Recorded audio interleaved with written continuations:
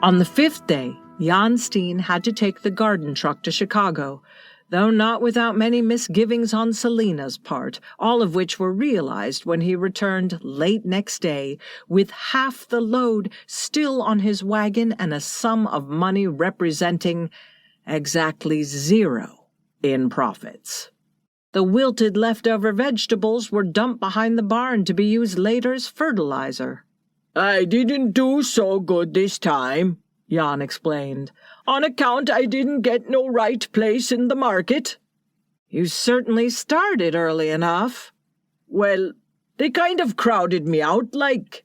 They see I was a new hand, and time I got the animals stabled and come back, they had the wagon crowded out, like."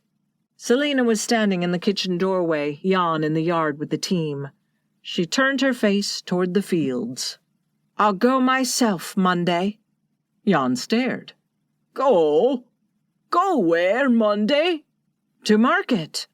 At this seeming pleasantry, Jan Steen smiled uncertainly, shrugged his shoulders, and was off to the barn. She was always saying things that didn't make sense. His horror and unbelief were shared by the rest of High Prairie when on Monday Selina literally took the reins in her own slim, work-scarred hands. "To market?"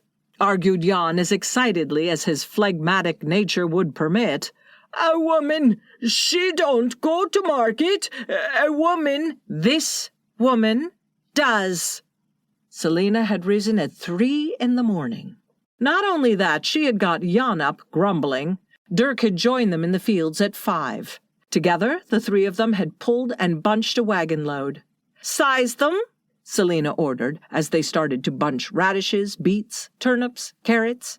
"And don't leave them loose like that. Tie them tight at the heads like this, twice around with the string and through. Make bouquets of them, not bunches, and we're going to scrub them." Selina, scrubbing the carrots vigorously under the pump, thought they emerged from their unaccustomed bath looking like clustered spears of pure gold. She knew better, though, than to say this in Jan's hearing.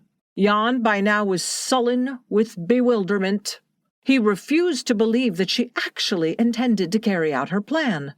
A woman, a High Prairie farmer's wife, driving to market like a man?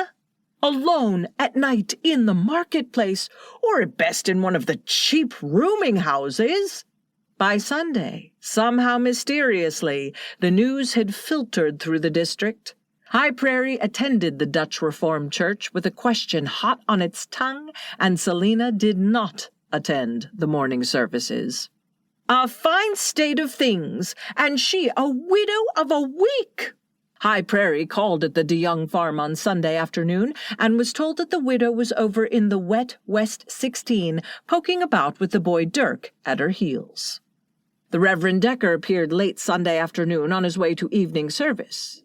"What is this talk I hear, Mrs. DeJong, that you are going to the Haymarket with the garden stuff, a woman alone?" "Dirk goes with me."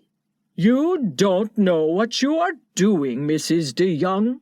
The Haymarket is no place for a decent woman.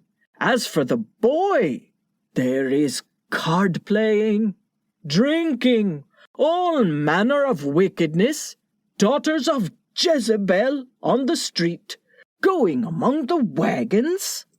"Really?" said Selina. It sounded thrilling after 12 years on the farm. "You must not go." "The vegetables are rotting in the ground, and Dirk and I must live." "Remember the 2 sparrows. One of them shall not fall on the ground without—" Matthew 10, verse 29. "I don't see," replied Selina simply, "what good that does the sparrow once it's fallen."